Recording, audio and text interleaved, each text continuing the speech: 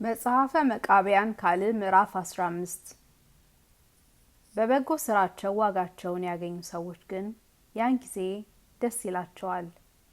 የሞቱ ሰዎች አይነሱም እያሉ ቸል ያሉ ሰዎች ከማይጠቅም ክፉ ስራቸው ጋር የሞቱ ሰዎች እንደ ተነሱ ባዩ ጊዜ የዚያን ጊዜ ያዝናሉ። ያ የሰሩት ስራቸው ይፈረድባቸዋል።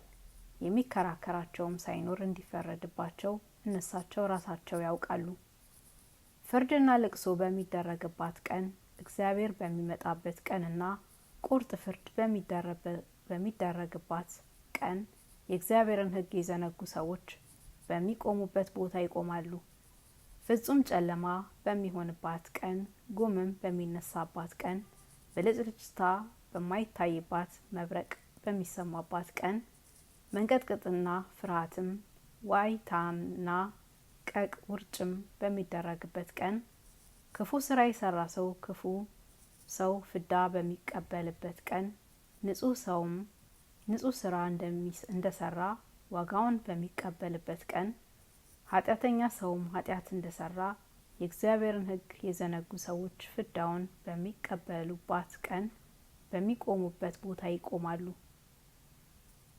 ጌታ ከባሪያው በማይከበርበት ቀን፣ እመቤቷ ከባሪያዋ በማትከበርበት ጊዜ፣ ንጉሱም ከድሃ በማይከበርበት፣ ሽማግሌም ከሕፃን በማይከበርበት ጊዜ፣ አባት ከልጁ በማይከበርበት ጊዜ፣ እናትም ከልጇ በማትከበርበት ጊዜ፣ ባለጸጋው ከድሃ በማይከበርበት ጊዜ፣ ትዕቢተኛም ከተዋረደ ሰው በማይከበርበት ጊዜ፣ ታላቁም ከታናሹ በማይከበርበት ጊዜ ፍርድ የሚፈረድባት ቀን ናትና፣ መቻያና ፍዳ የሚቀበሉባት ቀን ናትና፣ ሁሉም ኃጢአት እንደሰራ ፍዳ የሚቀበልባት ቀን ናትና፣ በጎ ስራም የሰሩ ሰዎች ዋጋቸውን የሚቀበሉበት ቀን ናትና፣ ኃጢአት የሰሩ ሰዎችም ፍዳቸውን የሚቀበሉባት ቀን ናትና፣ ዋጋቸውን ያገኙም ሰዎች ደስ የሚሰኙበት ቀን ናትና፣ የእግዚአብሔርን ሕግ የዘነጉ ሰዎች በሚቆሙበት ቦታ ይቆማሉ። የሞቱ ሰዎች አይነሱም እያሉ መጽሐፍትን የሚያሰብሉ ሐሰተኞች የሚያደርጉ ሰዎች ትንሣኤን ያያሉ። በዚህ ዓለም በጎ ስራን ያልሰሩ የዚህ ዓለም ኃጢአተኞች መረጋጋት የሌለው ሐዘን ስላገኛቸው በሰሩት ኃጢአታቸው ያን ጊዜ ያለቅሳሉ። በዚህ ዓለም ሳሉ በጎ ስራን ሰርተዋልና፣ እንደዚሁም ሁሉ በጎ ስራን የሰሩ የደጋግ ሰዎች ተድላ ደስታቸው እስከ ዘላለም ድረስ አይፈጸምም። ከሞቱ በኋላ እንዲነሱ አውቀዋልና ከፈጣሪያቸውም ሕግ አልወጡም። ከሕጉ ስላልወጡ ሁለት ድህንነት ይወርሳሉ። በዚህ ዓለም ዘራቸውን አበዛ፣ ልጆቻቸውንም አከበረ።